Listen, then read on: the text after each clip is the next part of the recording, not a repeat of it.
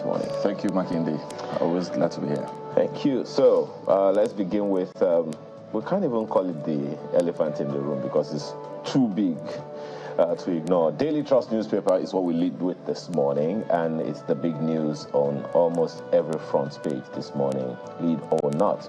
Kano Tribunal sacks Governor Yusuf and declares Gawuna winner. That's the lead story on the front page of the Daily Trust newspaper this morning, and the graphics on the front page isn't any less interesting. But then look at the riders. Governor imposes 24-hour curfew. Business owners close shops. NNPP to appeal. APC applauds verdict. Of course, that's to be expected, right? Yep. What do you make of this? Well, what do I say? It's familiar terrain.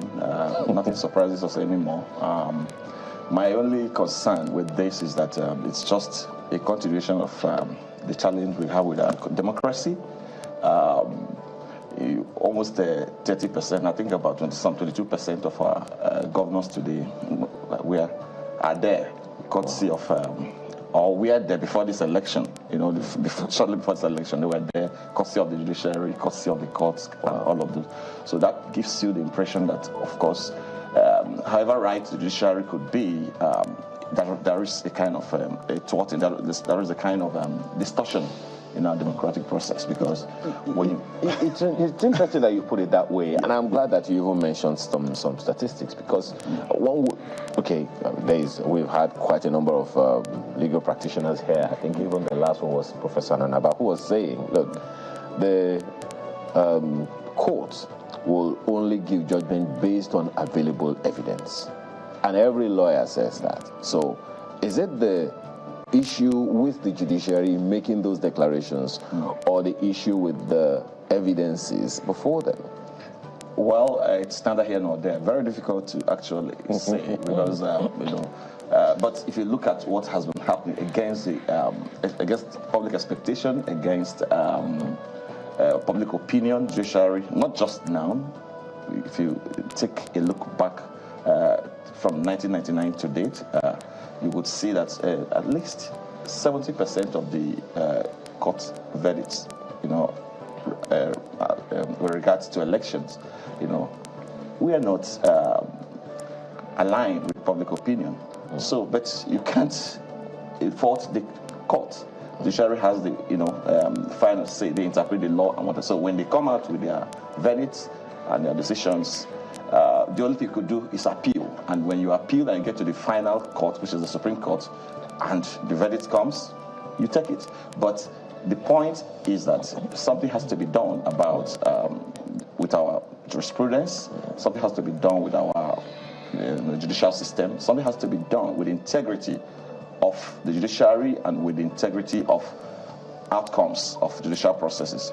And what happened in Kano, I don't have the facts yet, but I must tell you that even the Kano episode, in quotes, the Kano governorship tussle, when the guy came on board, the guy that's just the loser of the governor now. Yes, the governor now. Okay, when he came on board, you just can attest to the fact that he was very loud and all of those. And so watch and see what public opinion would be in terms of reaction to the judgment and all of those. But you could see Kano itself. That's why I don't have to dictate for judiciary, but Kano is very volatile, very sensitive, and a lot of things will happen. That explains why the creators are locking up their shops and all of those, because you could never tell. And the declaration of a curfew as well. So that is a very, very sensitive one, very, very critical one. Well, that's the Daily Trust today. Yeah, indeed. There's a lot to unpack from that Kano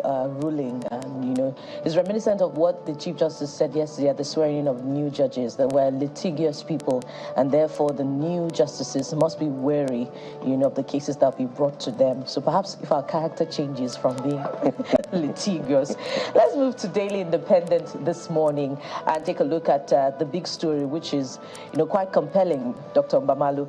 Listen to this. Edo asks FG to explain source of 5 billion naira palliative to states. And this time around, it's not, you would think that it was the state governor speaking because of his character of questioning federal government expenditure. But this time it's the Commissioner for Information that is speaking, and he's asking the federal government to clarify whether the 5 billion naira is from the 52% share of revenue allocation or from the 48%, which is what is due to state governments. What are your thoughts on this? Yeah, well, it's all, of course, I like what is happening. We are coming to a situation where, an era where you have subnational governments, openly, publicly express their displeasure with what the center does, and it's healthy for democracy. I think that when you look at the way we disburse funds, both for the center, from the center to the subnational levels of government and states, local governments, and all of those, is shrouded in a lot of secrecy. Even though the figures, the numbers are out there, but in terms of implementation, you see that there are a lot of political consideration, come to play, in terms of what gets finally implemented, and there is a rule that, okay, if you want to be in the good books of the center, then don't talk too much. Just find political solution to legitimate issues or problems. And I'm glad that Edo State government is speaking out, and it helps also the federal government to sit up. Explain this shouldn't be a problem. So I suspect that federal government will just accept it and say, yes, this is the source and all of those. So it's right. The state government is right in asking for that explanation, and I hope in the next couple of days or hours. I'm wondering if because of the concern you raised about wanting being in the good books of the government, and therefore some state governments should keep quiet. I'm wondering if there will be consequences for Edo State in that area. But what kind of consequence? Well, I don't think political consequences. Well, the state government is already in a position. That's the PDP government, so it's part of their job. The only way to survive, in healthy democracies, you find out that most states that do well, or some governments that do well, are the opposition states, because they are able to stamp their feet to say, well, the current President Bola Ahmed Tinubu, when he was governor of Lagos State, he was in strong opposition. He was an AC, AD, governor. And then there was a PDP presidency, and he was, of course, remember the case of allocation for the local governments that dragged on for years. And the creation of LCDA. Yes, okay, which was the reason the Obasanjo administration at the center then refused to give to release the allocation for the until the Tinubu governorship in Lagos State addresses the issue of that illegal creation of local governments and all of that. So, and it dragged on and dragged on and dragged on. By the end of the day, it looked like the state government won and got the money much later. So I think that for states to do well, they need to be very not necessarily aggressive, but to be constructively engaging. With the federal government, which is what is happening now. So I don't see any reason. Yeah, a little more interesting that a beneficiary state is the one asking questions. Where did you get the money you gave me from? Yeah, exactly. And that's healthy for democracy, whatever the motive behind it. And that part of the money is is a loan which is to be repaid. So that was what I was going to ask. Is that why they're frowning at it? So of course it could be, because palliative. Really, when you say palliative, it should be free. Palliative. I think on this show, on this program, once I said that even the concept of palliatives is not well defined in that. When you do palliatives, it's not really about sharing money and go and spend, putting money in pockets or whatever. It should be done in such a tailored manner as to address a specific problem. So for me, the governor is right, because you don't, you might be, there's a proverb in my place that says that when a child is eating bean cake, is actually eating his money, and something like that. So it could be the reason why the governor is raising that dust about that palliative. Yeah, let's leave it there for the Daily Independent, I believe, and move on to Nyota. Yeah, thank you, Buki. Dr. Marcel, thank you for joining us. I have the Vanguard newspaper here, and the stories that hit me from here basically have to talk money. So I'll just run through and then you can weigh in on this. First, they lead with this story. Okay, so you see the picture of the president meeting with the Jordanian king at the UNGA. But below that, pressure on petrol, diesel prices as crude hits $97.17 per barrel. Continues on page 5, but see the writers. Forex uncertainty hinder importation marketers. Price of diesel now 1,100 per litre adds to pressure. Aviation fuel to rise to 1,000 per litre. Analysts call for further government measures. Importation may end December 2023. That's coming from Ipman. Hold on there. Hold your horses. Go to, beside that picture, there's this one. Federation accounts receives over 5 trillion naira in 6 months. That's coming from RAMFAC. That's a Revenue Mobilization Allocation and Preparation Committee. And then, so Marcel, what do you think of all of this? So on one hand, we're having issues with the pricing of petrol and diesel owing to the price increase of crude. And then on the other side, we're hearing, or we're reading here again, also continues on page 5, that the Federation account received 5 trillion naira in 6 months. I'm wondering if that's in 2023 or maybe in 2022. Yes, thank you. Looking at the situation, in fact, yesterday I was discussing with someone about petrol prices, and we talked about the fact that it's a kind of a stagnation, price stagnation for fuel, despite the fact that crude oil prices, rising, which actually suggests perhaps that there might be silent subsidy if prices in the last few days remained the same when the price of crude was actually going up. But that could also explain the fact that perhaps the product or the stock that the marketers have, they're still selling at old price or whatever. But it speaks to what you have when you do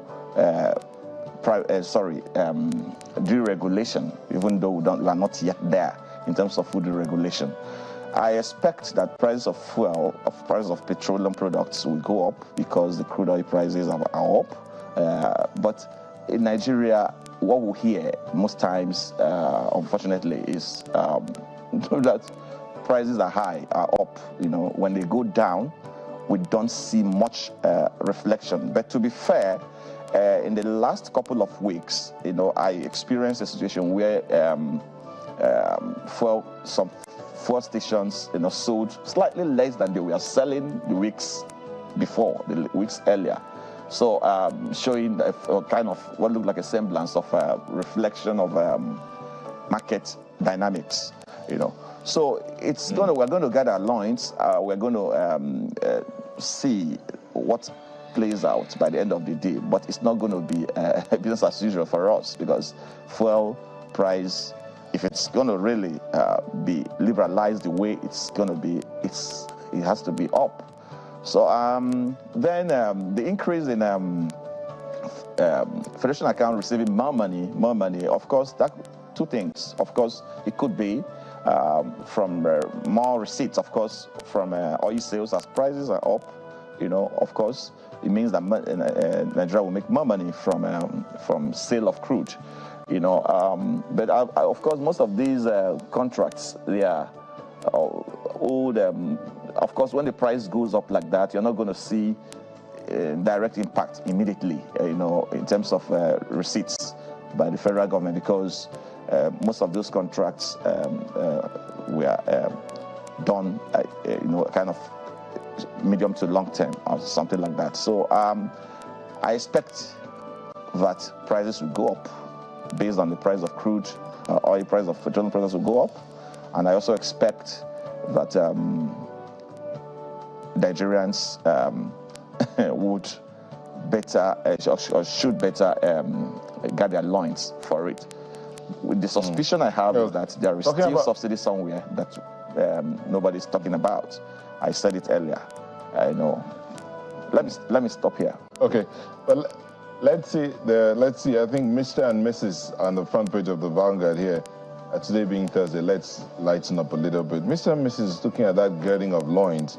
So Mr. asks the question, dear, looks as if our soup pot has reduced in size. And Mrs. responds, it is the contents that are shrinking, not the port. And it's because what comes from your pockets are shrinking too. So Mrs. Answers. And for those who are interested in sports, yesterday was quite fiery. A good one for some, a sad one for some others. Yeah, Man United lost 4-3 to Bayern Munich. That's on the back page of the Vanguard. Just a quick one to sports. The UEFA Champions League's back, and all those that are interested are looking to see. But this is when Nigeria qualifies for 2024 IHF Women's Tourney. And that's it from the Vanguard newspaper. Just give me Nigeria's Premier League. Thank you very much. Thank you very much. So, the Guardian newspaper is next, and this is what we have on its front page. Critical National Infrastructure Bill. Non-passage of bill 15 years after threatens $77 billion telecom industry. And infographics on the front page says a lot. More than 34,000 telecom towers, base transceiver, more than 127, fiber optics, more than 96,000 kilometers all over the nation, and on and on and on, those figures. But what do you make of this? There must be more to it than many people are aware of. I mean, passage of the infrastructure bill? Yes. Well, I'm not so conversant with the content of that bill. I would speak more, perhaps elaborately about it on that if I look at the bill and what it is. But we know, of course, it's all about investing in infrastructure for the telecom sector. Of course, they've been complaining about issues of access. Most of them don't have the right of way to lay their optics, fiber optics, and all of those across the country, and all of those. So, and I think there is a kind of the law needed to be tweaked to help to address that kind of challenge. But it's not just only in the telecom sector that we have. The infrastructure bill, of course, will have to. It cuts across every other sector in terms of that. But the problem with us, and I think with the country or the economy, is not really about those. When those bills are passed and when they become law, we still also have to grapple with the execution, and in terms of ensuring that everyone does what it's supposed to do. Perhaps one of the challenges in that, Dr. Mbamalu, is, you remember there was a particular state, I don't remember, in the north, where there was insecurity, and the telecom infrastructure was pulled down by the people in the community, and the unrest, the attack on that community lasted for quite a while. So such that people were wondering, wow, so this has been going on for X number of hours and no one was aware, simply because those were down. And yes, you are right. Critical national infrastructure is a lot more than just telecoms. But even looking at that in itself is a security concern that I'm hoping that the federal government, perhaps through the Ministry of Interior, will pay a lot more attention to, and also get engagement with the people. Because for me, I think one of the challenges is how we engage ourselves in ensuring that these things are sustained for us. Yeah, and perhaps I think it's each time I say this and you keep you tell me, oh, maybe you need to go and work the Constitution and all of this. The problem we have is still the laws, the kind of the Constitution. And thank God we're talking about infrastructure bill and all of those things. I think the center is biting so much that it cannot chew all. I think that if you can, agree to allow certain, tweak the laws, how it's going to happen, I don't know, so don't ask me, to ensure that, other levels of government, layers of government have more powers to do certain things, especially when it has to do with business, when it has to do with the economy, in terms of investments and all of those. I don't think we'll be where we are today. The issue would be allow states to perhaps take up. They are not saints. They are not going to do. They may not. You might claim they may not do as better. They may not do any better. But let that law allow states to do certain things that they are not doing at the moment. And you would see, for example, I don't see the reason why MTN, for example, it cannot have its deal and everything with Lagos State government in terms of infrastructure investment in terms of whatever, the laws of Lagos State should be able to protect, independent enough to protect the business operating in Lagos. The moment a business operating in Lagos depends on the federal and Abuja to get things done, it doesn't happen like this in the US, and that's why they are moving. It goes back to the issue of collaboration among the states. Yes, so okay. All right. And I'm wondering if our subscriber base would have been larger than what it is, right now, if this critical national infrastructure bill had been addressed prior to this time. But let's make progress now. I believe you're through with The Guardian. Something interesting is on the front page of Nigerian News Direct, and it's now more it's affecting the people, rather than investment and business as what we've just treated. It's NLC's proposed strike, not in workers' interest. That's ascribed to the federal government. But listen to the riders. NLC strike ultimatum to terminate on Friday. Don't judge us on the basis of few months in office. That's ascribed to the SGF. And the last of the riders says, independence celebration to be low-key, sober. That's in a few weeks from now. But Dr. Mbamalu, if you've been following what's been going on, particularly with organized labor, the contention for who takes the lead when it comes to negotiations and being in the vanguard of agitating for workers' rights, what's the seeming divide? What impact will he have on the work of organized labor to represent the interests of Nigerians? Well, the organized labor representing the interests of Nigerians, well, if you look at the what has happened in the last few months, I think a whole lot has happened to damage the kind of, or rather to negatively affect the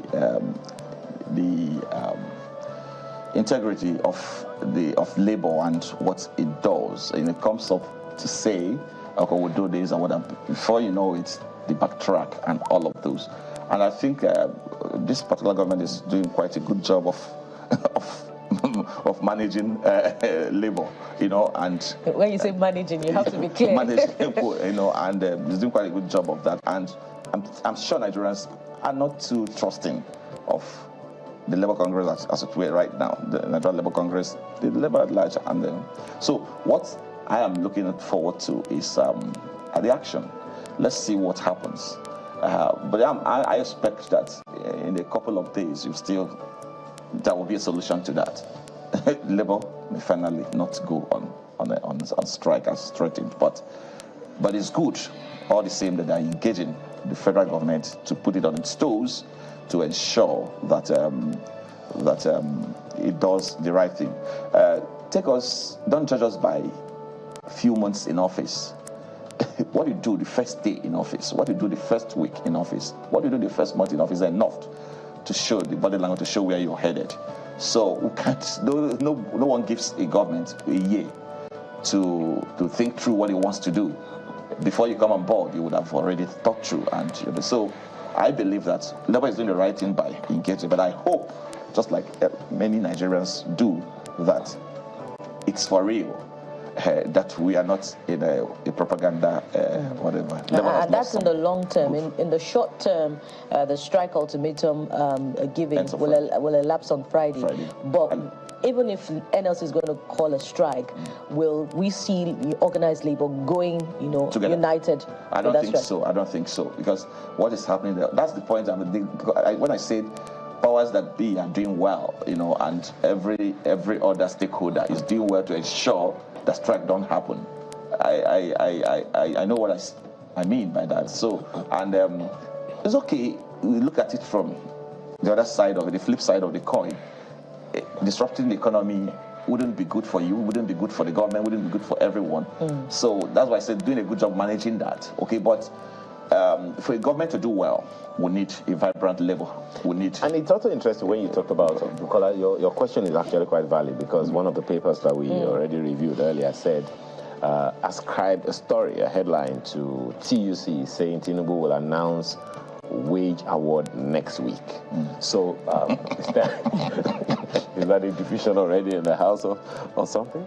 Well, TUC takes credit for some of the progress what it calls progress, which others may describe as not progress at all, made so far in negotiations with the federal government. But of course, the stance of the NLC where these other issues are concerned. But let's take a look at some other stories on front page of News Direct. Abuja Light Rail project to be completed in 8 months. CECC. Environmental degradation. Court restrains firms from mining coal in Enugu community.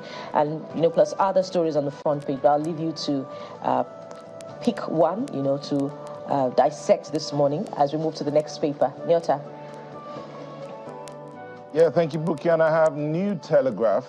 They're leading with this one. Presidential poll. U.S. court orders varsity to release Tinubu's academic records. That story is on page 5 and 26 with the writer, run away from all forms of corruption, temptation, CJN tells judges. Says Nigeria's judiciary not in pleasant times. Nigeria's judiciary not in pleasant times. That's coming from the CJN. Again, check page 5 and 26 for that story. Then see this one below the picture of the president there. How fake distress call ended security operatives' lives. New Telegraph. That's what I have. That's coming from Force Headquarters. But this one is an interesting one. The one that a lot of people will be wondering, what exactly is it that he's just expressing the skill that he knows.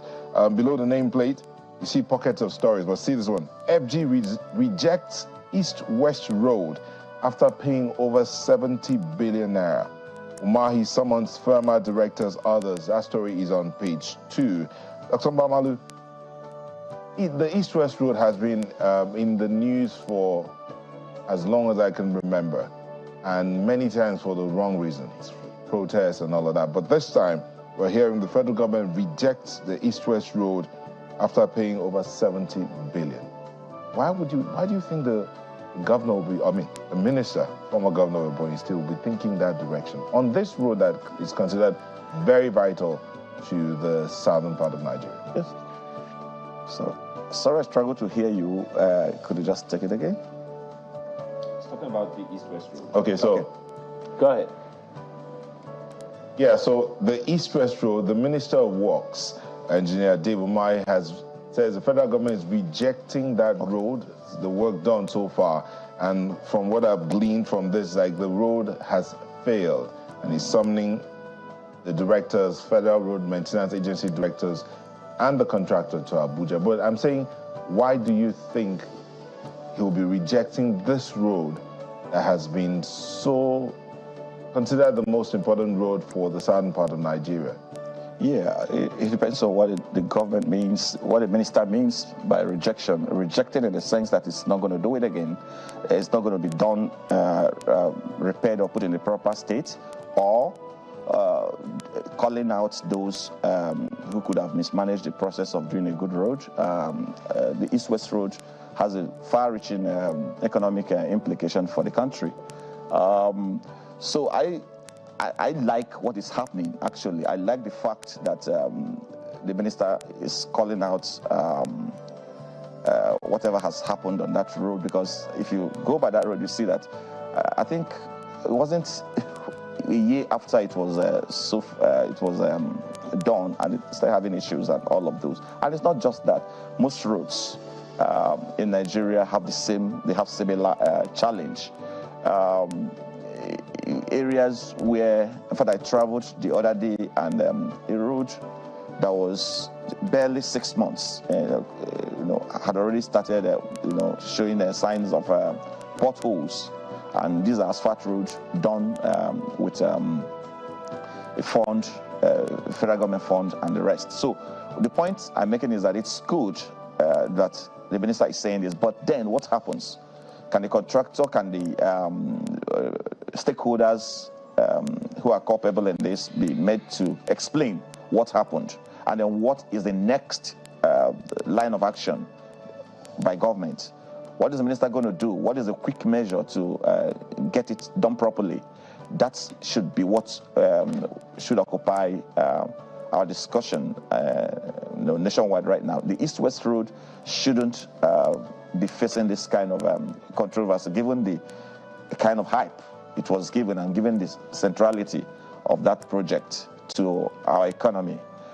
I believe that, generally speaking, I like what is happening, and I believe that something has to be done to bring those who could have mismanaged the process to book and then get the thing rectified, the road rectified. This Nigerian newspaper is next, and this is what you have on the front page. Of course, there's a Kano story leading on the front page of this Nigerian newspaper today. Tension in Kano over sack of Governor Yusuf. As Tribunal delivers judgment via Zoom, invalidates over 165,000 NNPC votes. NNPP.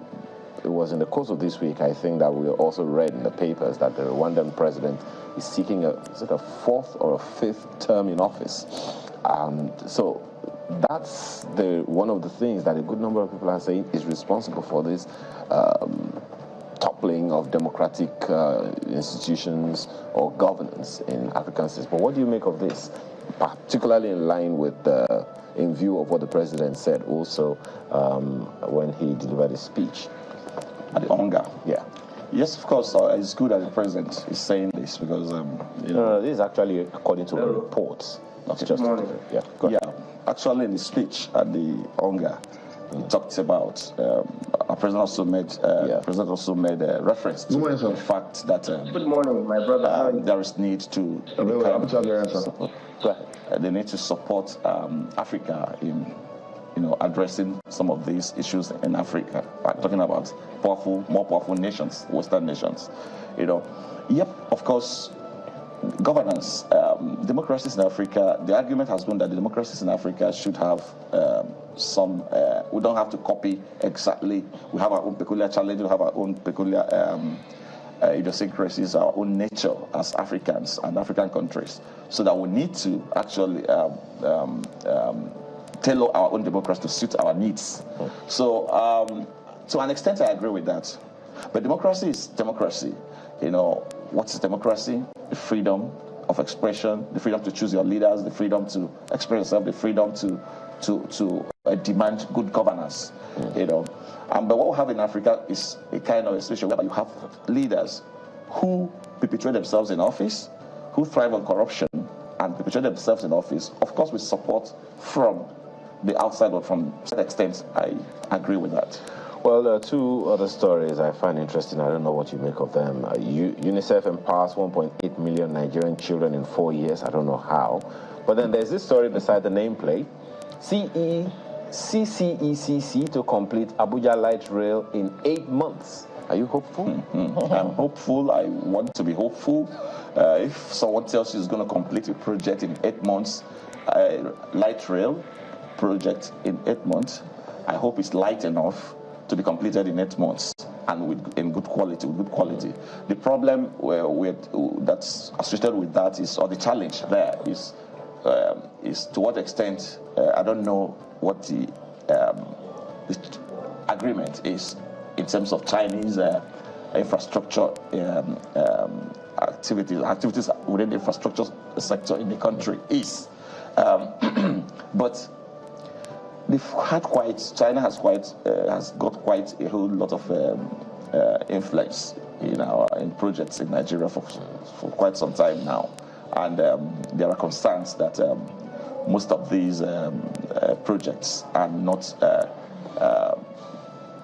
or do not represent our interests in the utmost in the long run and all of those. Okay. So to what extent do our leaders factor in the interest of the economy? What I'm actually hoping is that eventually there will be technology transfer, and then some of these things we'll be able to make them in the country, so we don't have to import everything.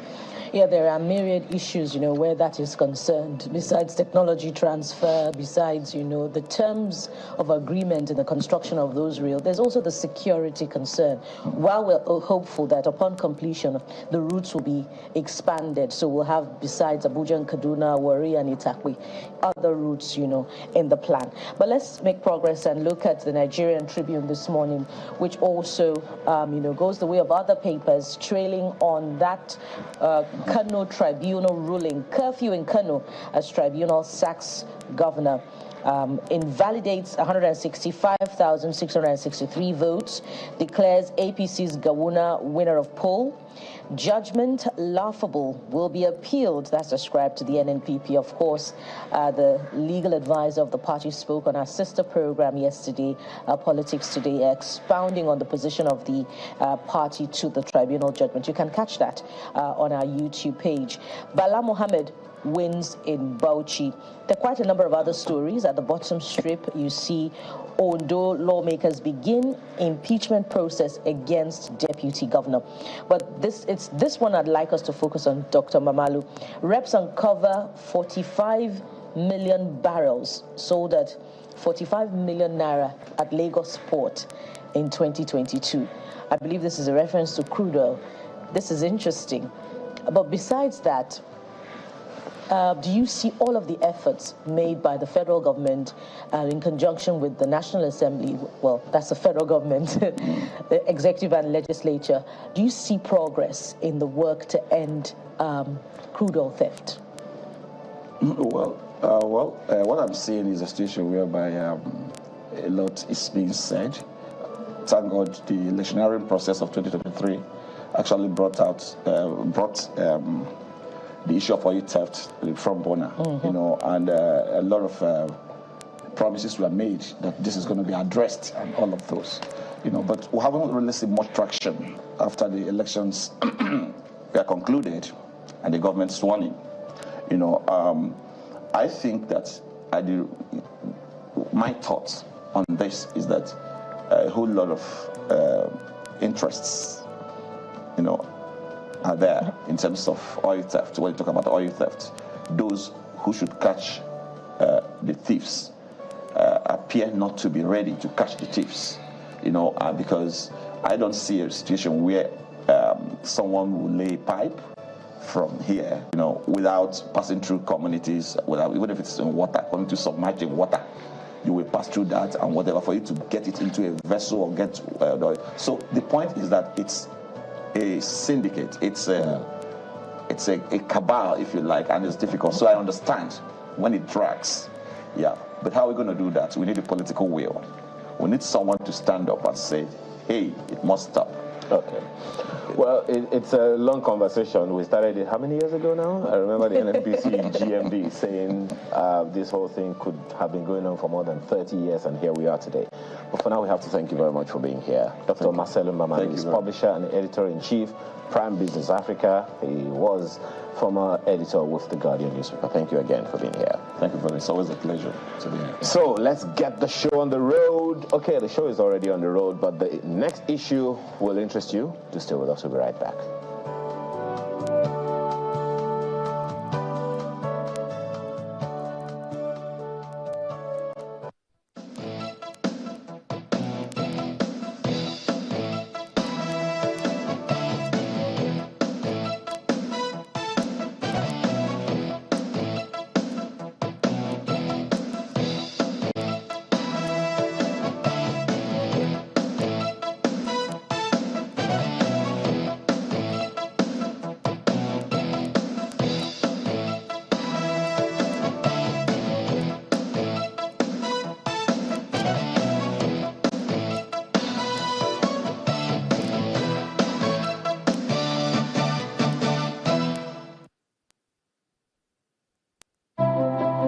Passionate about two things in Nigeria. The first is football. The second is our rice. And nobody celebrates like a Nigerian. So, for every goal scored, every mark made, you can be sure to always come back home to rice. Celebrate with Nigerian Premium Big Bowl Rice. Homegrown just like you. Big Bowl Rice. Tasty rice. Nourished you. Discover Lipton's flavorful and balanced taste. We pick fine quality tea leaves from selected tea gardens around the world to give you Lipton Yellow Label's flavorful and balanced taste in every sip.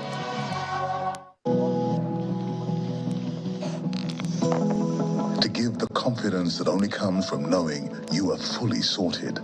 To show up for you just when you need a hand. And when retirement comes with all its worries and storms, to ensure we will stand by you and give you the coverage that you deserve. Make the perfect choice. Choose PAL Pensions today. PAL Pensions, your pal for life. Southwood. Fine furnishings for your home and office. Southwood is a Nigerian company dedicated to improving the quality of workplaces and homes. Our space planning and craftsmanship allows you to create a highly customized and comfortable office environment for hardworking and busy executives. Southwood solutions are perfect for today's flexible work cultures. Teamwork, transparency, collaboration. A well-designed and comfortable work environment is proven to increase productivity and morale. Our elegant home furnishings provide the ultimate in comfort and quality. Southwood, furnishings that shape your world. Visit us today at southwoodnigeria.com. Email us at furniture@southwoodnigeria.com or call 0700-FURNITURE.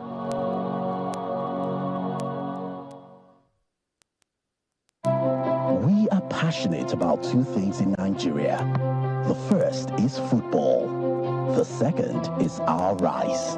And nobody celebrates like a Nigerian. So, for every goal scored, every mark made, you can be sure to always come back home to rice. Celebrate with Nigerian Premium Big Bowl Rice, homegrown just like you. Big Bowl Rice, tasty rice, nourished you.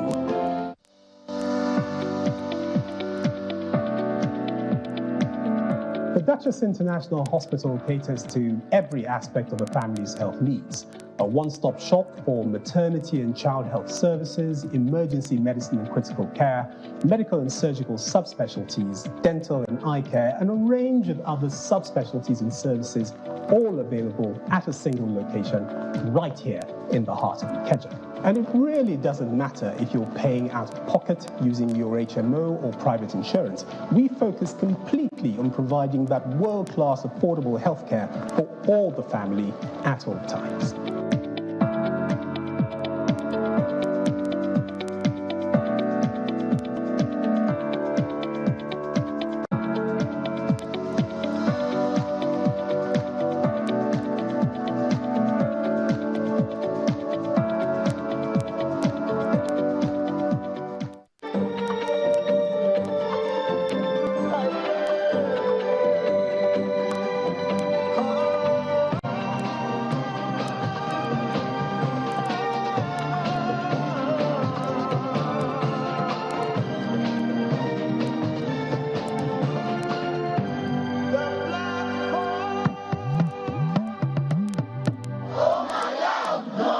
Politicians make lofty campaign promises, but do they really fulfill them? Are you worried about the quality of governance? Do you know how to hold your public officers and politicians accountable? As a Nigerian, do you even know your rights? Many questions begging for answers, but don't you worry. We've got you covered. We bring you Democracy 101 in 5, your reliable and easy-to-digest guide on citizens' rights, government responsibilities, rule of law, holding government accountable, and all things democracy. Democracy is more than elections. The real essence of democracy is what plays out after the elections. Democracy is about making government work for you.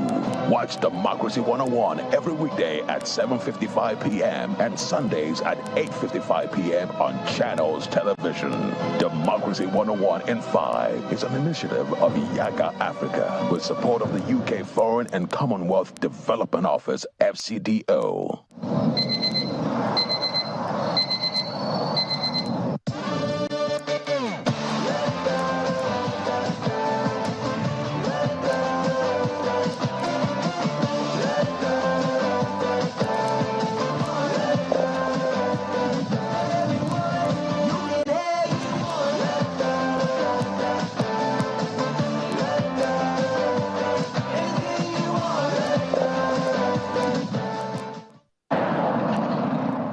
Usually busy roads leading to schools in Kano metropolis appeared scanty as most schools were shut down ahead of the judgment of the Kano State Governorship Election Petition Tribunal.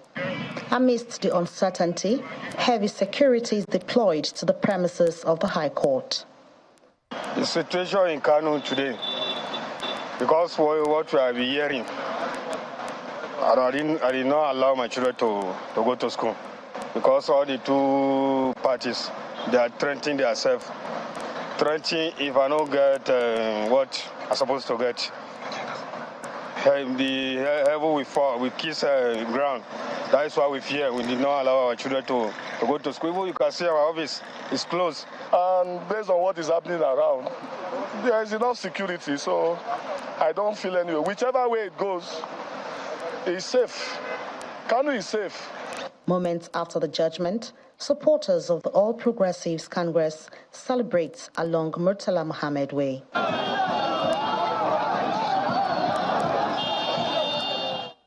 Nevertheless, residents of the ancient city react to the judgment. Unfortunately, it's not funny. And seriously, where the judgment is very, very bad. For 705 fuel this year, costly fuel. And seriously, the judgment is not making sense.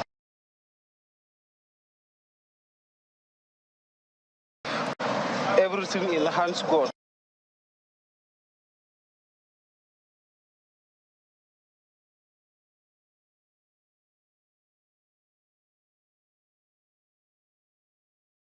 Peaceful, even after the outcome of today's judgment, declaring Yusuf Gawuna of the All Progressive Congress as the winner of March governorship election. The council to the New Nigerian People's Party has said they will go further to the appeal court to appeal this judgment. For now, we can only watch and see what happens. From Kano Commercial City, Nancy and Vincent, Channels Television News.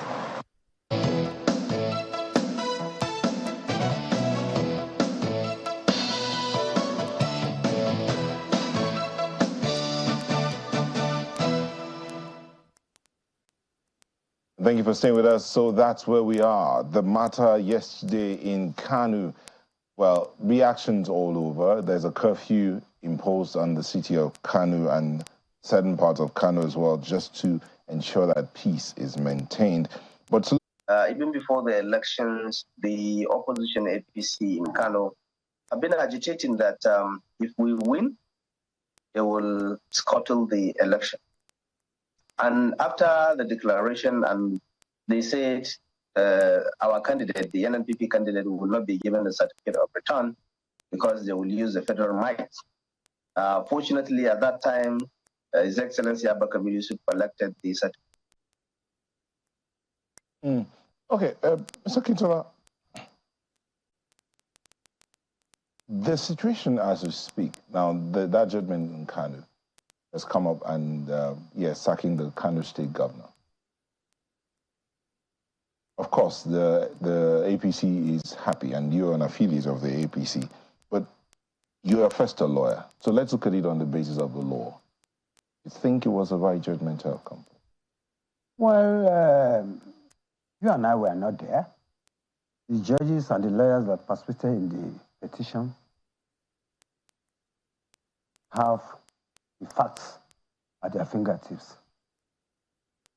What I know about it, because as an APC chieftain, the case in Kano, it doesn't come as a surprise. As a matter of fact, it is something that is not new, it's not novel. I remember the case of Oshiomole against Osumbo. That was the first time I had the privilege of leading that team. And most of the things that we had decided upon, that we are dedicated, the decision was predicated upon, had to do with no signing, no stamping of ballot papers. About 150,000 was discovered in Kano at INEC office. And if that is the case, of course, this election will be nullified.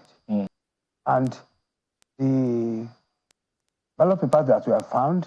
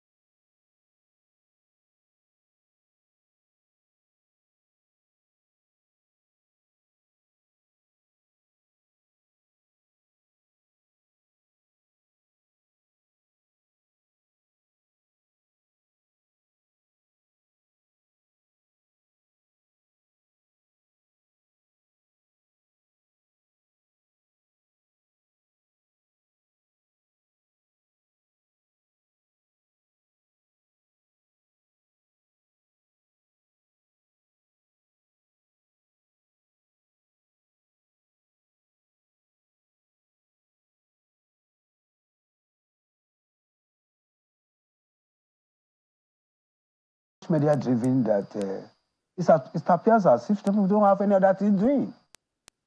Focusing on the judiciary, improving the character of the judges, threatening them, like what happened in Kano. For those of us who speak Hausa language, appreciate the level of the threat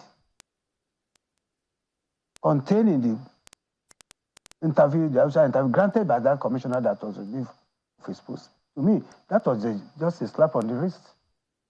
I think something else should have been done to that commissioner. So are you implying that... And of course, the media encourages this. Sorry, are you implying that nobody should look into or look at what the judges are doing? No, that's what I'm saying. Judges should be allowed to do their job. Okay. But in this country, they are being threatened here and there. Look at what happened in the case of Kano. That the judges could not even stay there to deliver their job. They had to do it by Zoom. I mean, we should not encourage that. Nobody's encouraging that. See, a commissioner threatened the judges. A serving commissioner. And what happened to him was just removal from office. No prosecution. Our laws are very clear. You ought to have been charged in court. But nothing of such happened here. And of course, the media, and some of, even including some of our own colleagues, they will come to television stations. And I ask, what manner of lawyers go to television station Monday to Friday in the morning? As I'm here, my wig and gown in the car. So I'm going to court. What manner of lawyers have time to go to television station Monday to Friday? Oh, speaking of issues he knows nothing about. But they may also be having their wig and gowns out there so that as they finish, the point I'm making is that because you made a mention, of someone I came in here. Well, some of us are not. We are not interested. I mean, we've been invited several times, but you have lawyers come to God, even bringing constitution law reports, citing authority in television stations. It's unethical. But these are the kind of things we are seeing now that the media can control. Mr. Kinzola, I do believe that the furthest state of the realm, that's the media, is meant to hold the society accountable. Yes. And that includes the judiciary and the lawyers. Excuse me. Does that not count? That law, that provision of the law, the constitutional provision that you have to protect the media, has always been there. But I tell you, quite a number of things that are happening now. If you look at the situation before now, judges and lawyers and general have been jailed for this type of things that are happening now. And we have precedents. In the case of Akade against the state, the top lawyer in Ibadan, the CJ of the whole West has jailed him. But what are we having now? And now combating. Judges have been threatened, even right on television stations, on the newspapers, on pages of newspapers, and for us, we feel very uncomfortable. You know, I'm sorry, that's why many of us have been very, very reluctant to come out here. Yes. Let me ask you this before I bring in Mr. Bature. Is it not possible that the players in the judiciary, and I'm using the word players in the judiciary carefully, have not been doing what they used to do, have also been compromised, unlike they used to be before now? Is it not possible that they have somewhat gotten into the mix instead of staying above board to look at things from above there? That's what's giving room for this threat, so to speak, as you say. On the contrary, my brother, I would rather say that we are now having judges of timorous souls who are just too afraid. For instance, there is an election petition that is still pending. I would not want to comment on the facts. But because judgment has been given, of course, when an appeal has been filed. But let me say this. What we met on ground, the position of the law, so that cases are decided on pleadings. Some of the cases before the election petition are cases that ought to have died there the very first week if these have taken the position of the president in vogue. That is okay. Cases are decided on the basis of pleadings. And of course, cases are won and lost in chambers. You sleep on your bed the way you prepare the bed. If your pleading is so flippant, get it out. We're not wasting time. And none of the case that on the basis of the pleading, that ought to have died the very first week.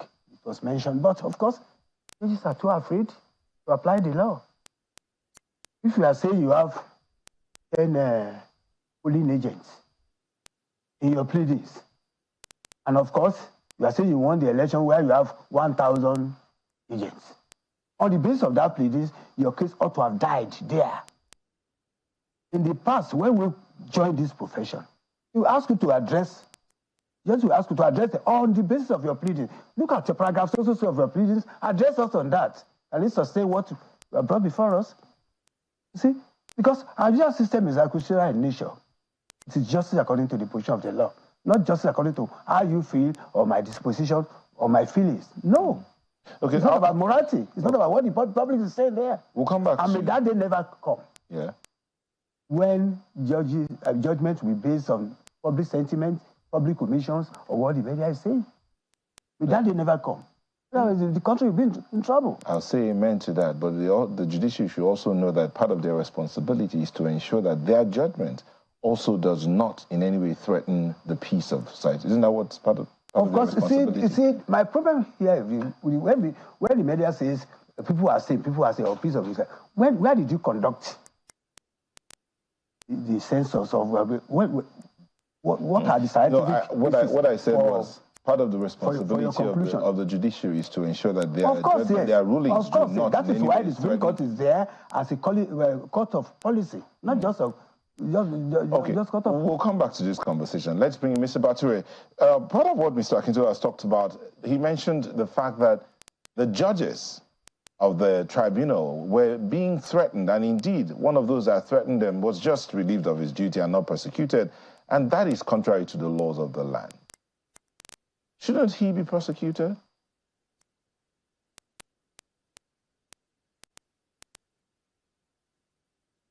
Hello, Mr. Bature. Hello? Yeah, we can hear you. Hello, can you hear me? Did you hear my question? Okay, what is it? No. Okay. I said Mr. Akintola raised the matter of threats to the judges, even though they have gone ahead to deliver their duties on this one, delivering their ruling as regards the election petition before them.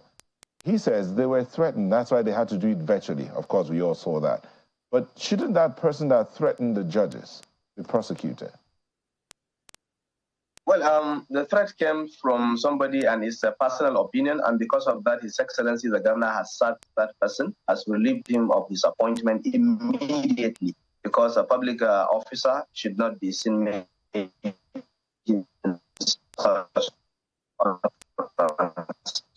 unguarded utterance. So the Governor should be appreciated for taking that proactive measure immediately. As the chief security. And then we need to understand that there are threats from different places, from the security forces, from the federal,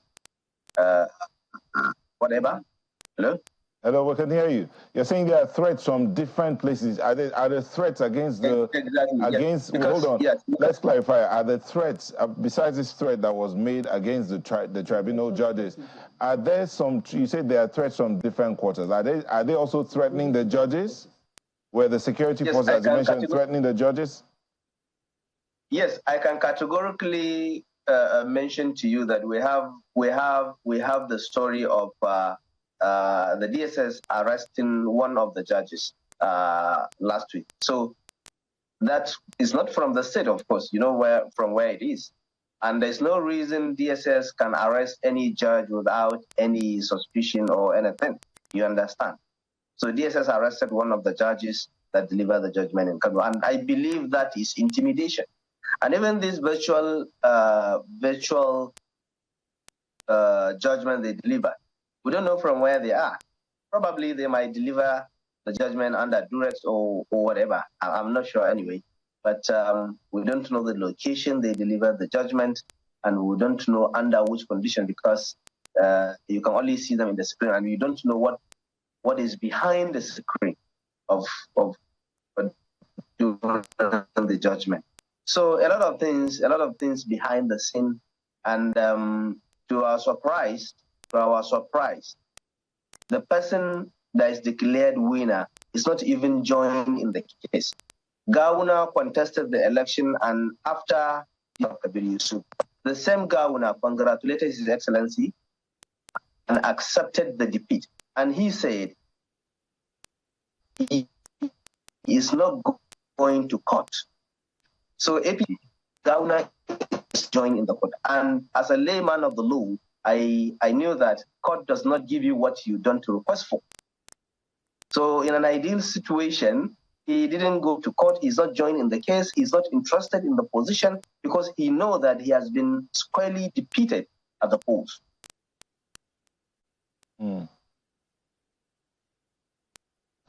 Mr. Akintola, so in this case now, from what he said, the judges could, based on what he said, judges could have delivered this judgment on that jurors, but put that to one side. Then he talked about the fact that the man who's been declared the winner, who has been, based on the ruling, should be given the certificate of return, wasn't even joining the suit. How does that play out? Well, to me, that's still remains a matter of speculation, but let's start from where he stopped. He said the fellow declared as the winner was not joining the suit. He has forgotten that the party that sponsored him was a party to that petition. And the fellow has not come out to say, no, he was not a party to it. Well, would you, if you were in that fellow's shoes, would you come out and say you were not party to the suit? No, of course. I mean, if I strongly believe in my stand, if you start acting on principle in this country, you may find that something near to my benefit doesn't mean that I'm going to embrace it. You see, it depends. And like he said, what he said is a matter of speculation to me. No basis for it, no fact. And to say that judgments were delivered actually was wrong to insinuate that. No, he did not insinuate that. He that said was what he was. It's possible that they were also being threatened. Which was also a matter of speculation, that it was possible, but he was not sure.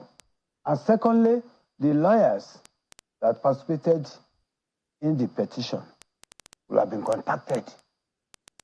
This is not the first time judgments have been delivered factually, even at the Supreme Court. I mean, judgments delivered factually, had cases conducted factually during the COVID-19. We conducted so many cases factually, even at the APS Court. And there's nothing illegal about that. But I do know that the parties will have been contacted through their counsel. If the counsel fails to turn up or hook up to the link, just too bad. But we will have been informed. And once we are given the link, irrespective of where they are delivering the matter, whether from Calabar, Uyo, Badagry, or where have you? I mean, these are judges of the tribunal recognized by the Constitution. They have delivered their judgment. There is nothing that says that they must come to Kano to come to deliver the judgment, even the electoral or the Constitution. Don't matter about the threats to the judges themselves on both sides. Well, you were ready to respond immediately on that. Yes, because he said, if you capture what he said vividly, yes, he said from security agencies. And he also talked about the fact that one of the judges was arrested, that they have a report that the judge was arrested. That has not been made public to my knowledge. And if that was the case, the appropriate authority will do the needful. The security agencies will prosecute the affected if they have any prima facie case against him, not on speculations. Anybody could have been arrested just by mere allegations. So I was on my way to this place, they say, okay, there's something in my pocket. So it's the duty of the security men to say, oh, let's see what is in your pocket. So there's nothing bad about somebody, suspect being arrested and they're being released. If that is the case, to my knowledge, that has not been made public. And even the media has not reported it. He's saying that. I don't know. Okay, my colleagues have questions for you. Senior Advocate Akintola, what the media has made public, is from our sister political program yesterday, Politics Today, where the counsel to the NNPP said that the tribunal laid the blame squarely on INEC for failing to rebut the claims and allegations put forward by the petitioners on INEC. Some of the claims being over 1,000 polling units where there were claims of violence, overvoting, killing, disruptions, and that the commission called in only 34 witnesses. Now, unlike the other cases, which we can immediately draw example for now, the Presidential Election Petition Tribunal, where the petitioners complain about the reluctance of INEC to present, to give them access, rather, to evidence, and also the willingness of INEC being the respondent in this case to defend their case. Why this docility and the ease of access? There's docility on the one hand and ease of access to election materials. Well, thank you, madam. You see, are you hearing me? Yeah, go ahead. The truth of the matter is that two cases might not be the same facts, the same scenario, the same position of the law. It is not right to compare what happened in Kano with that of the presidential election petition. In the first place, INEC has the right to defend this election. And if INEC find, this is not the first time that INEC will find that where it has no case, there was no business for. In fact, in some cases, INEC has come out to say, I'm not holding brief for INEC. They are in the position to defend, the people of INEC are in the position to defend themselves. But what I'm saying is that this is not the first time INEC will say, look, this one is bad. Even there are cases where they even refuse to fight defense. So it is not new, it is not novel. There's nothing spectacular about that start. If INEC finds as a fact, it could not defend its position. The dignified thing for INEC to do is to stay away of violence. But Dr. Akintola, not prefer. Yes, please. INEC conducted the election and it declared a winner. Yes. Shouldn't its character be consistent in every election, being that in line with electoral laws, it is a respondent in cases of election petition? So shouldn't its character be consistent? You see, it is not in all cases. Let's face the fact. Like I did say, two cases might not be the same facts. You simply there are so many other things that right for people to stay out there and be speculating. We wouldn't know until we hear from INEC. It has its reasons for doing what has done in Kano. We cannot fault it. If INEC found as a fact that it could not defend its position, the respectable thing for INEC to do was to throw up the sound like Pontius Pilate and say, look, I can't defend this. So I have not seen anything that is so strange about that. This is not the first time. And I'll give you examples of so many other cases that have come up that way. It's not in all cases that INEC just have to come out willy-nilly, want to defend something that is indefensible. Don't forget that in that same judgment, the court found, the tribunal found as a fact that the petitioner found in the INEC office ballot papers that were neither signed nor stamped. And that was not the first time that was happening. Okay. Like I did say, the first of its kind was in Oshiomale's case. So there's nothing strange about that. If you are caught pounds down, and like you people will say, if you, I mean, what else is there for you to defend? Well, I struggle to understand that, Dr. Akintola, but if that's your position, we had another senior advocate on the program yesterday who says because of, these challenges, that in the future, if there'll be electoral reforms, that INEC should rather be an independent party rather than a respondent in cases, to avoid all of these pitfalls in the defense and, the seeming perception that it's taking a position. What are your thoughts on this? Well, I will subscribe to that. That has been the position of my association, the Nigerian Bar Association, who have always been the vanguard of INEC adopting the position of in Will's report. And the MBA was adequately represented in that Will's committee, and we still stand by that position. So I subscribe to the opinion of my learned brother, because I watched him say that. Even may not have agreed with many other things he said, but on that score, it was in order. Okay.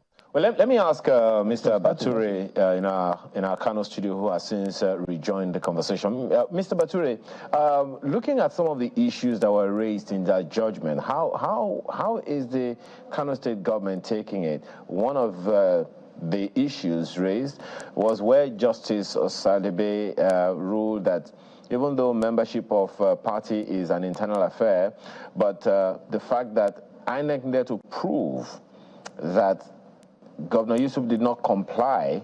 Well, let me read that passage. It said, membership registration obtained from INEC clearly proves that Governor Yusuf did not comply with the Electoral Act, which required registration of membership 30 days before the party primary. What's the response of government to that?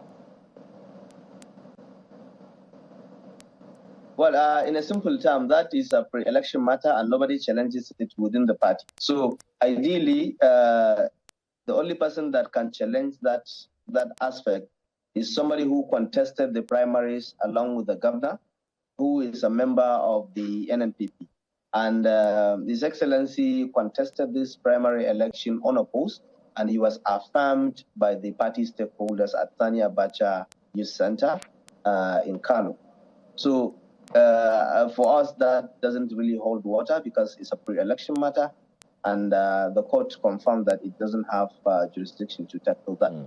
But going to the other aspect of the judgment... Just 1 second on that, before we move off, Mr. Bature, still on that same matter, while you are right, I mean, the court says it's a pre-election matter that shouldn't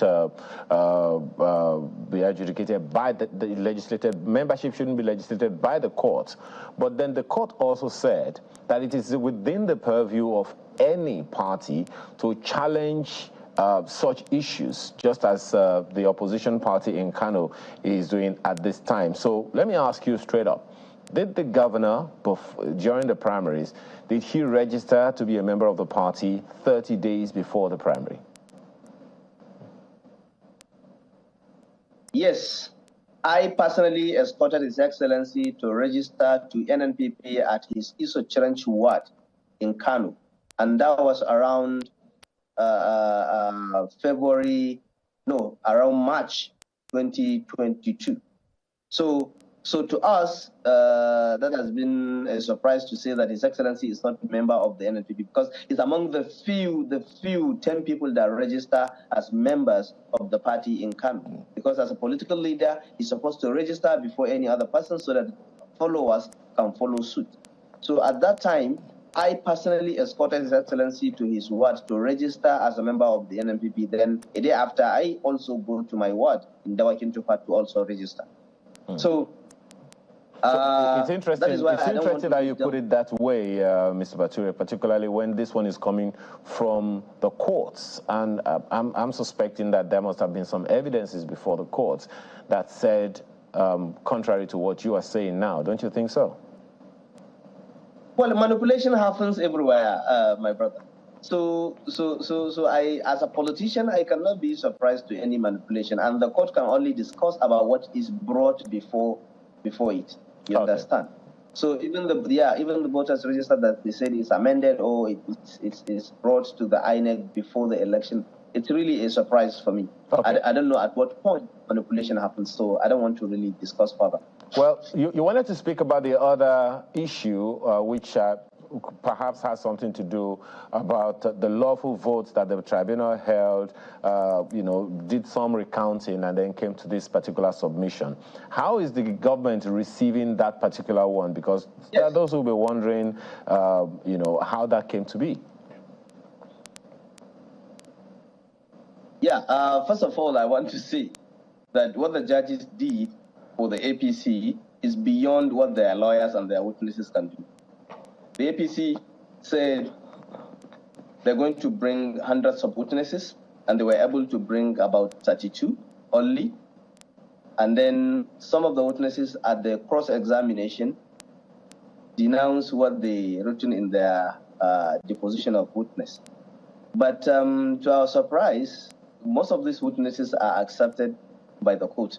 And then the issue of recounting and the issue of that relates to that issue of unstamped ballot papers. The surprise we got is that the judges selected, or the judges accredited all the unstamped ballot papers to NNPP. And I am very sure that within over 100,000, 160 something thousand ballot papers that are unstamped, there must be others for other political parties, particularly APC. So why couldn't the judgment relate to, removing some from the NNPP and some from the APC, but none from the APC? They deducted the entire unstamped ballot papers from the APC, NNPP votes so that they can give advantage to the APC. So this looks like a drama, and I'm very sure a lot of people are commenting on that. I've seen so many essays, and even in Channels Television yesterday, that you guys featured, and they really expressed their shock on that. Mr. Bature, are you accusing the judges of just 1 second? Are you accusing the judges at the tribunal of partisanship? Well, not really a partisanship, but this is entirely an unfair judgment. We have said it, His Excellency has said it. Because when you said, just a second, when you said that they favored, as far as you're concerned, the judges favored the APC against your party, that's why I'm wondering whether or not you were accusing them of partisanship. Well, we cannot call it partisanship because they are not politicians in any way. But what I'm trying to say is that the judgment is tilted towards one side. And one side for the fact that we are leading with over 100 votes, and then they went into that argument of unstamped ballot papers. And to us, unstamped ballot papers that are accepted by presiding officers and accepted by all party agents and security agents is valid. So therefore, going back into that issue is another also legal thing that we are going to challenge. Just let me get this straight, because I'm still going to ask Mr. Chifakintola about that one. When you said that unstamped ballot papers that are accepted by party agents is valid, is that what you're saying? Yes. Because election at the polling unit is managed by the presiding officer and with the party agents. So it's not our fault. It's not His Excellency's fault that there are some unstamped ballot papers. Because as candidates, we don't manage election. We don't manage the process of the election. So how do you respond to those who might say, well, you're speaking like this because the governor, your governor, is the one that is in office now, and when you say unstamped ballot papers are valid because other people, accepted them, what if some people come and say you or your party induced them one way or the other to accept those things and just sign and say it's okay? Let me tell you, when the election was held, APC has the federal government, APC has the state government. So they are way at an advantage over us in terms of influence. And then if you're talking about one particular thing that is cut across many local governments, the issue of unstamped ballot papers, there must be an unstamped ballot papers that voted for APC. so also that voted for PDP and for NNPP. Okay. Why is it that only those that affect the NNPP are recounted and withdrawn from the total vote to give APC advantage? Please go ahead. That's the fundamental question we are raising, and it's going to be challenged at the appeal. All right. We'll take that to our studio in Abuja. You know, you've heard him, sir. You heard everything that he said. First of all, the fact that unstamped ballot papers numbering more than 165,000 were considered legal so long, or rather should have been considered legal so long as party agents agree. How do you respond? Is the question meant for me? Yes, sir. Okay. Thank you, my brother. The truth of the matter is that you agree or illegality doesn't make your action, that's called valid. Even if you and I agree to do something that is illegal or something that is criminal, that will still not avail us the chance of freedom from prosecution. When you look at the issue he raised, the issue of unstamped and unsigned, like I did say, it is not novel. It's not the first time that is happening. And when such votes are deducted, it's anyhow to the disadvantage of all the parties involved. Because look at the argument, even the argument he preferred shows clearly that he admitted the fact that those ballot papers were neither stamped, nor signed, nor authenticated by the relevant INEC officer. So the mere fact that there were agents there that assisted to that illegality doesn't make it valid. We are talking of the provision of the law here, of the Electoral Act and the Constitution here. If something is patently illegal, it is illegal. There's nothing anybody can do about it. So you can't say because a 30-year-old girl is your daughter and you have carnal knowledge of her and she's not complaining, you are not complaining, and the law cannot take its course against you. No. You see, the truth of the matter is that the Electoral Act prescribed ways of conducting election. And if no stamping and no signing and no authentication of the ballot papers are part of the conditions stipulated in the Electoral Act, so be it. There's nothing anybody can do about that. If you don't comply, you don't comply. You're out. See? Thank God you have said that the party involved, his own government will approach the higher court. They still have 2 layers of courts to ventilate their grievances. And of course, if they also found that the no stamping, no signing of the ballot papers makes the ballot papers illegal, there's nothing anybody can do about it, if that is the position of the law. It's not about your emotion, it's not about your thinking, it's not about your feeling. To me, he's been expressing his feeling here. That's not the law. And that was what Lord Denny pointed out. It's not the emotion, it's not the feeling of the man of it. No, it is the position of the law. If you don't like the position of the law, go to the parliament and change it. I am putting the blame at the doorstep of the parliament. People start putting the blame at the doorstep of the judges and INEC. No, it doesn't work that way. If you don't like a particular issue, a particular legislation, speak against it, go to the parliament and make sure it is changed. And that is why those of us who are saying, well, ways support should be followed, hook, line, and sinker, let us have, let's unbundle INEC from certain things, sticking to our position that INEC will be made to account for its action in election petition. But where INEC is made a party, INEC has the right either come out to defend. It's your right, constitutional right, to refuse to defend an action filed against you. Of course, judgment will be given against you. For not saying anything, it means you have admitted that much. He has admitted that, of course, they found as a fact, because when inspections are conducted at INEC office, I've been involved in that several times. All the lawyers to all the parties are usually present there. They will be given a date at the time, and the number of lawyers expected from each side, they will be there. They will all see what is being inspected. And as soon as that is concluded, the report will be filed.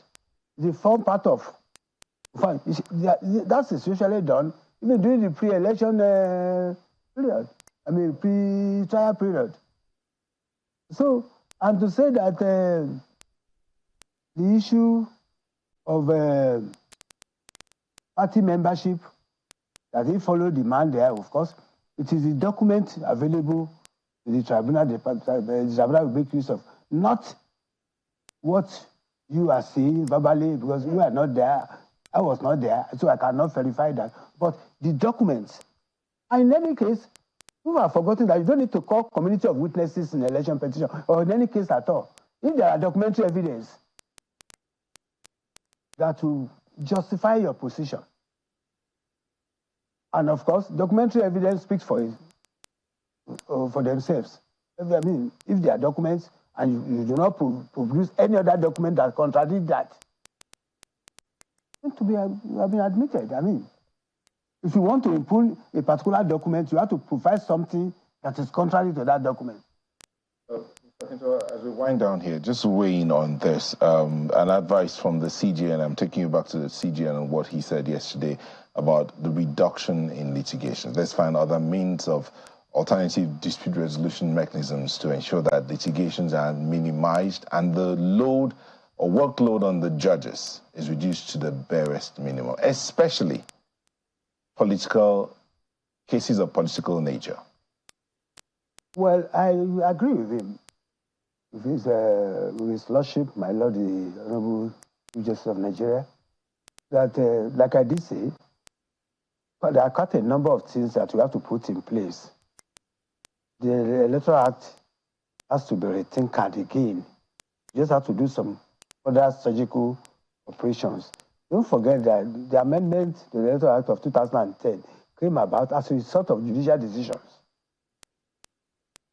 So it was governed by judicial decisions. And what we are expressing now, of course, we put the stakeholders on their toes, look at areas that needs other amendments.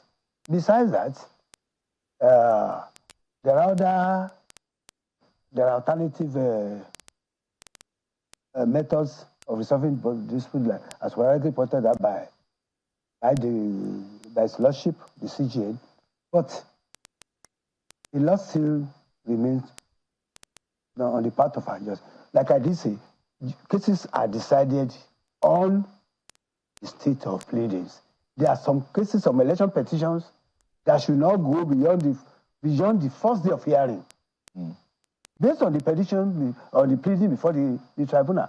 Right. But you see the situation where, because of the provision of the Electoral Act that says, if there are objections, leave everything to the end.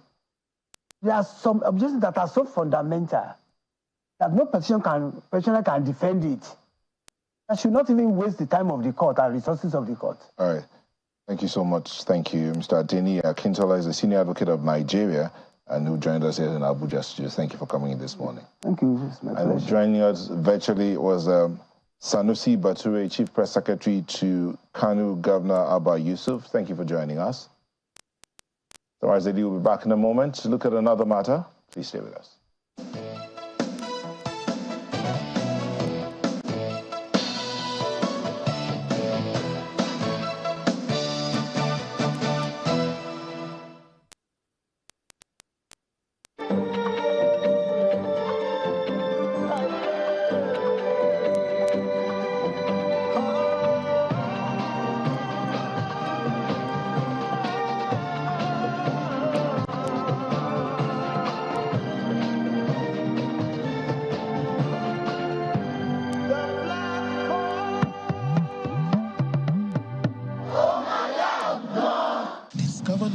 Flavorful and balanced taste. We pick fine quality tea leaves from selected tea gardens around the world to give you Lipton Yellow Label's flavorful and balanced taste in every sip.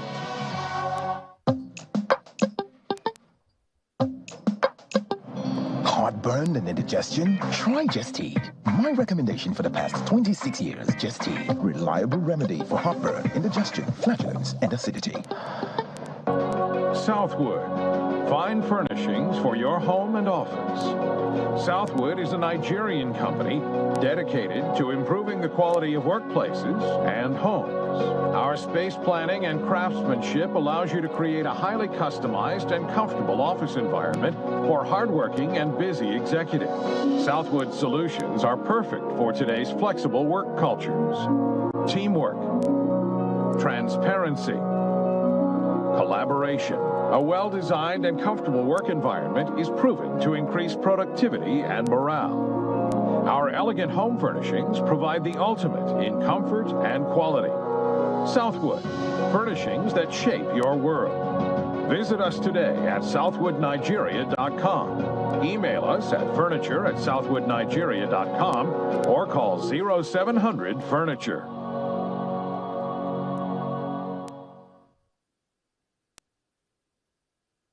World leaders arriving for the general debate of the 78th session of the United Nations General Assembly taking place in New York.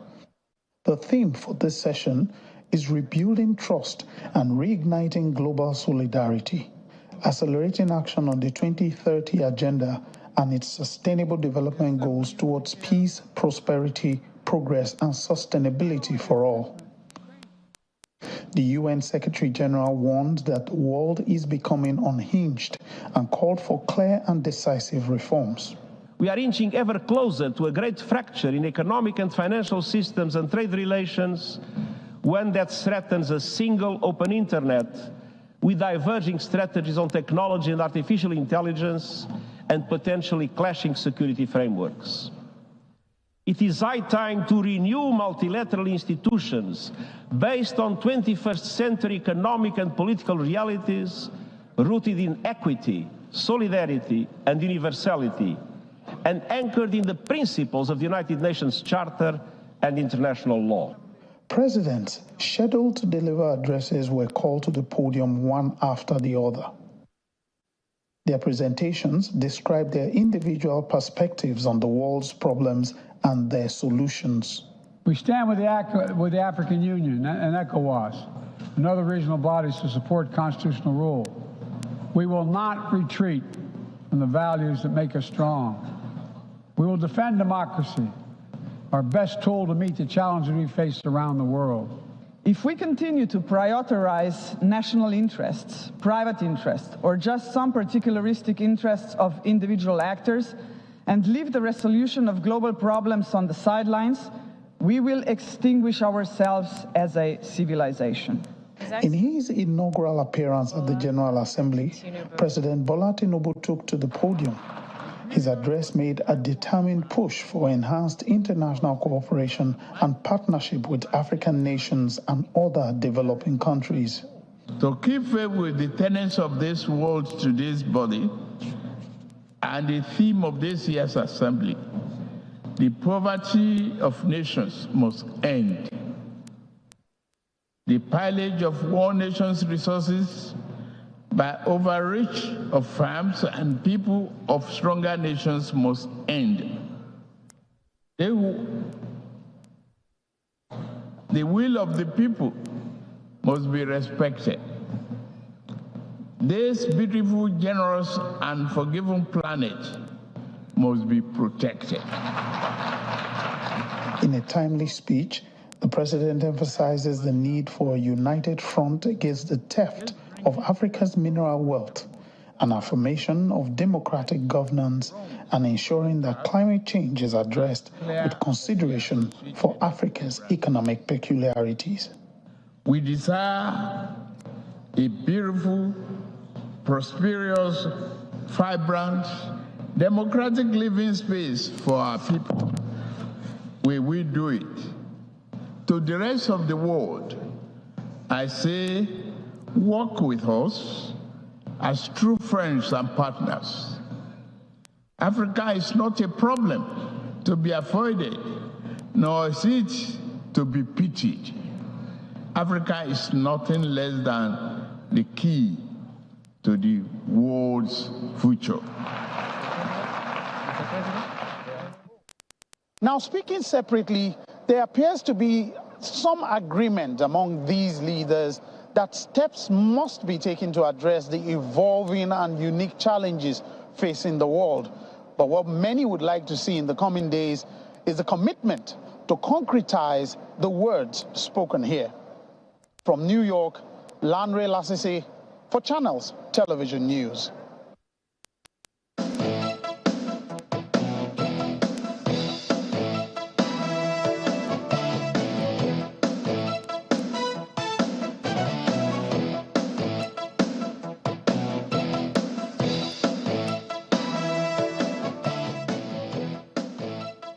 Welcome back, and now we'll go take a look at the President's speech at the UN General Assembly, the 78th UN General Assembly. Joining us from New York, we have Mr. Laolu Akonde, former presidential aide. Thank you for joining us, Mr. Akonde. Morning. Thank you. Good morning. It looks like you are waiting to hit the bed in a few minutes. But hey, let's look at this. So the president's speech, and he said something, the end of his speech said something like, Africa is the key to the world's future, paraphrasing here. From what you heard there, from that speech, what's your takeaway? Yeah, thank you. Clearly, this was quite a very notable speech that the president gave. Of course, you know, like he indicated himself, this was his first speech as president of the Federal Republic of Nigeria. And not only did he speak for the Nigerian people, but he also made some very important statements on behalf of the African continent. You know, and that's the phrase that the paraphrase that you gave is just one of such very, in my view, fundamental declaration, if you could say, that he made, that look, it's over. The time that Africa used to be seen as a place of people to be pitied is over. That what Africa wants is a mutually beneficial partnership. He spoke about four important things. Number one, he talked about the development of the continent. And he said that what Africa is looking for is a mutually beneficial relationship, namely that the international community ought to partner with Africa. And he did refer to the Marshall Plan, you know, which of course was the plan that was put up in the international community after the end of the Second World War to sort of help Europe to recover. And he said, even though the circumstances of Africa is not compared to what happened in Europe after the war, but that, you know, the same kind of commitment that the international community, especially Western countries, gave to the rebuilding of Europe is the kind of request that Africa is making for serious political commitment and mutuality in terms of international relations. Secondly, he spoke about democracy, you know, and I think this was a very important one, of course, because of what has been happening in West and Central Africa with the spate of coups that we have all over the place, especially the question of Niger, you know. So he spoke and said that, look, the solution to the problems is not coups. That coups are not only wrong but illegal. And he did say at that meeting that he was looking forward as chairman of ECOWAS to partnership from the international community on how to stem the tide of coups in the continent. And also, he then talked about, and I find this very interesting, he talked about what he called the dark channel of commerce, the dark channel of commerce that has been perpetrated in the international community in places like Africa and other developing countries, where there has been a pillage of mineral resources, you know, by foreign countries, taking advantage of mineral resources, in places, like Africa, as a matter of fact, like a place in Nigeria, where they come and basically steal mineral resources in all kinds of illicit transactions and taking away the resources of Africa and other continents, in a way that not only is blightful and despicable, but a way that perpetuates the poverty of the people and also promotes conflict. I think, for me, yeah. Let's go ahead. Yes, the president's words, strong words, as some in some quarters have described his words as very strong words, speaking not only for Nigeria but also for Africa. So, in fact, it looks like the president was a spokesperson at that point for Nigeria, the West Africa, and the African continent. But the question now is, having put out those words, he has a team, he has a people that work with him, and some other African leaders heard him also.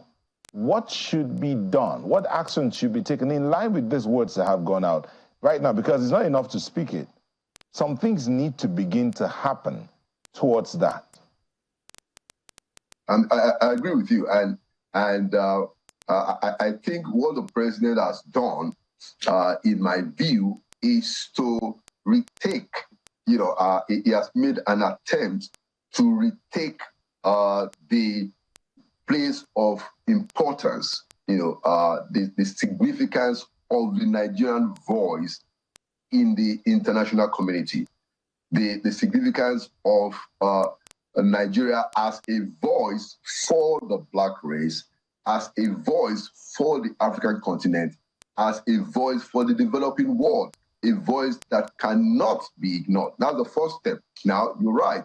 So what else must follow? I think what must follow ought to be a clear enunciation and articulation of a foreign policy that backs up, the tone and the attitude of the president's speech at UNGA, and then a matching up of all those things, especially regarding the economic relationship, because he did call out the international community, because he said even concerning what he called the pillage of resources from Africa, he did raise a very important question. He said, well, is this by design or by accident? I mean, that's a very, very strong and bold statement, which clearly, will make anybody from Nigeria or Africa very proud that you have somebody who can actually look into the eye of the international community and say that, look, you guys, we can't continue to have a situation where there's a pillage of our resources. But to your point, yes, the president must now gather together, in my view, his foreign policy team. And of course, we do have a lot of very excellent foreign policy experts and people with very great credentials, people like Chief Anyanku, Professor Ibrahim Gambari, Professor Bolaji Akiemi.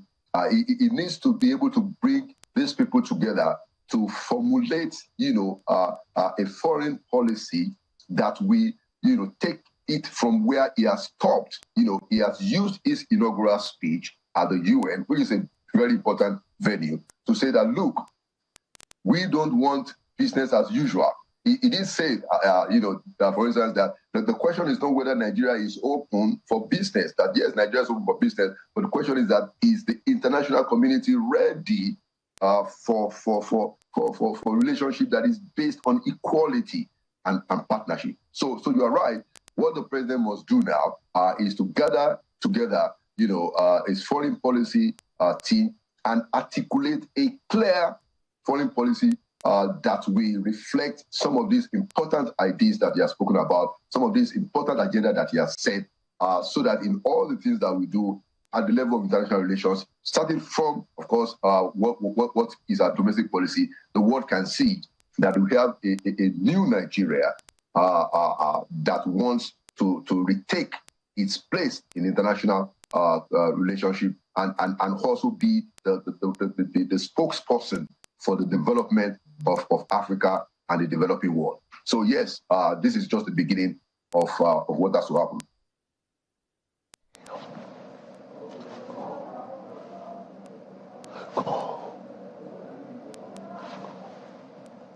Okay, thank you, Nyota.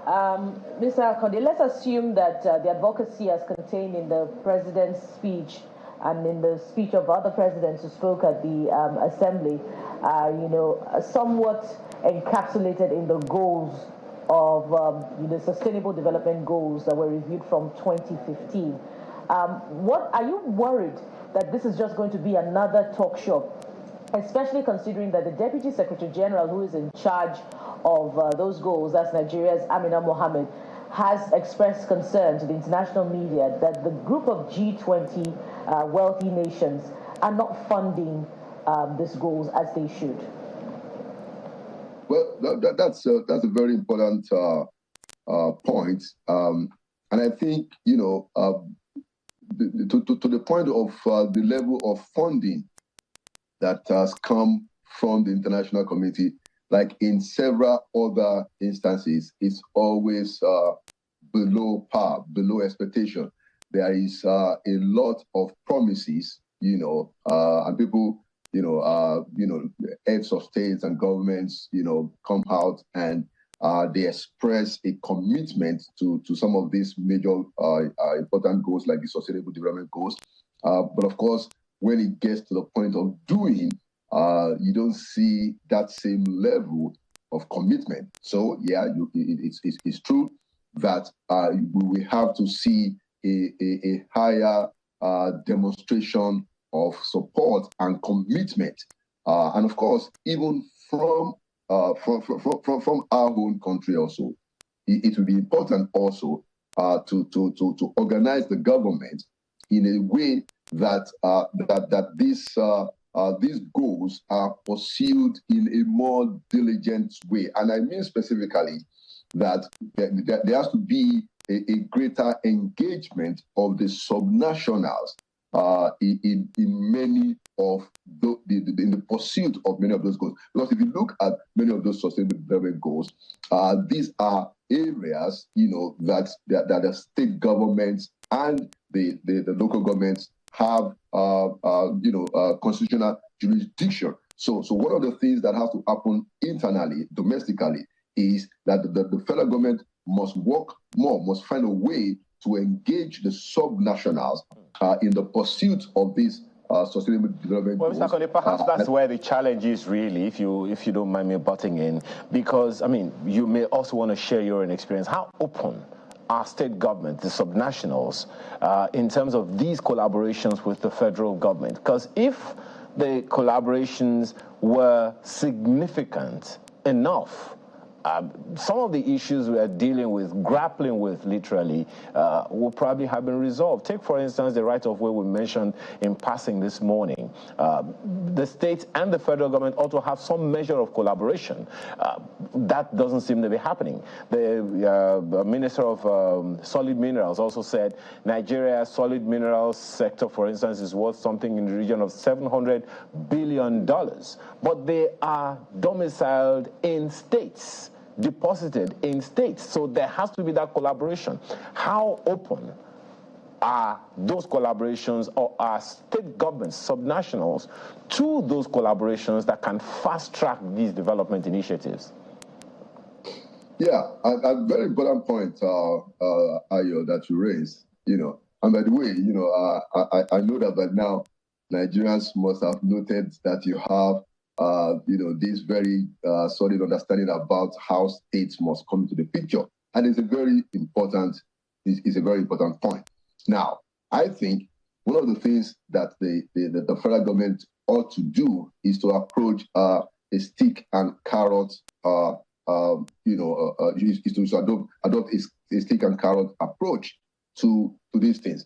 The federal government should tie incentives and some consequences to how states are supposed to step up in these important areas. For instance, look at the issue of education.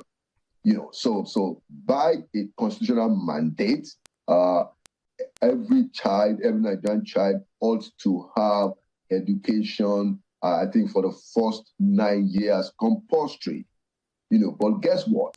These issues are domiciled in the subnationals, in the states, in the local government. And as you know, Ayo, there is even the funding, the federal funding for universal education. I think it's superb that in many instances the states are not coming up with their own matching grant to be able to tap from what is available money at the federal level. So the question of getting the states to collaborate is very critical. There can be no development.